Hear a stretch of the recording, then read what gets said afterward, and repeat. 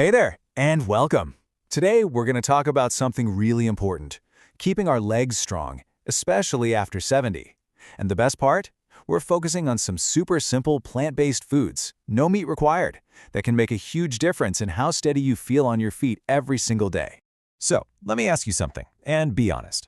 Do your legs just feel less strong than they used to? Maybe getting up from a chair takes a little more of a push, or climbing a flight of stairs feels like a bigger deal.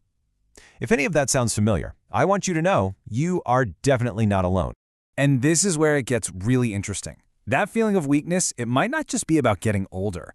A lot of the time, it's actually about what's missing from our diet. And you know what? That's fantastic news, because it means this is something we can actually do something about. Okay, so let's take a quick look at the challenge itself. What are we really up against here? Once we understand that, the solutions make so much more sense. Look, it is so important to remember that this isn't just you. Feeling a bit wobbly, finding it harder to get up, these are incredibly common experiences. And knowing that we're all in this together makes it so much easier to start taking those simple, practical steps to fix it.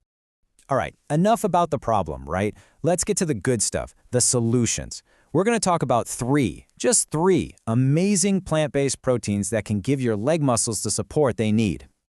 Just 3. That's the magic number I want you to keep in your head. We're not talking about some crazy complicated diet. We're just talking about adding 3 simple things to your meals a little more often. First up, we've got one of the most humble but powerful foods you can find, beans and lentils.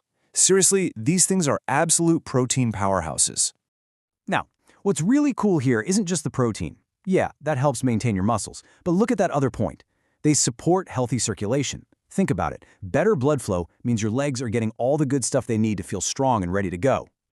And this just shows you how easy it can be. You don't have to cook some brand new complicated meal. Just toss some lentils into a soup you already make. It's such a simple way to upgrade your meal. Okay, let's move on to our second source. This one is super gentle on the stomach, but still incredibly effective. We're talking about yogurt and all those great plant-based alternatives. The key benefit here is how it solves a really common problem. Sometimes, as we get older, our appetite just isn't what it used to be. That makes getting enough protein tough. But yogurt? It's easy to eat even when you're not that hungry, and it's packed with what your muscles need for repair. See how simple that is? It's about creating a small, consistent habit. A little bit of yogurt here and there quietly works in the background to support your muscles. No overthinking required. And for our third and final source, let's talk about something small but mighty, nuts and seeds. Please do not underestimate these little guys. What I love about this is that we're moving beyond just muscles. The healthy fats you find in things like almonds and walnuts can actually help with joint comfort and reduce that feeling of stiffness. And when your joints feel better, your whole leg just feels stronger and more mobile. And there it is again, that emphasis on small, consistent actions. A little handful of almonds each day is such a tiny habit, but over time, it can make a huge difference for your mobility. So, let's just do a quick recap. We've got beans and lentils helping with muscle and circulation. We've got yogurt for that easy muscle repair, and we have nuts and seeds for that all-important joint comfort. 3 foods, 3 key benefits. Simple. But hold on, just knowing what to eat isn't the entire story. There's another piece to this puzzle that really makes all of this work so much better.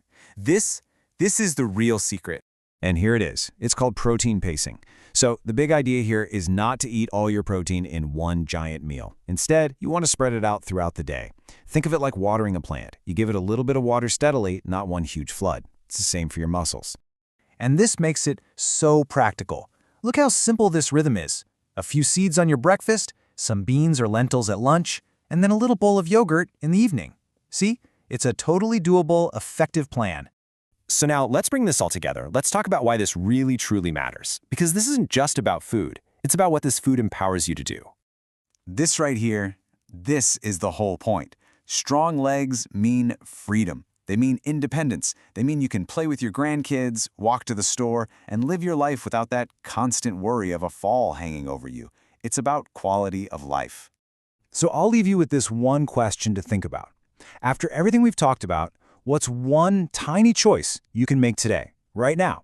Maybe it's adding a bag of almonds to your grocery list. Maybe it's deciding to have some yogurt later. Your future mobility really does start with that very next small choice you make.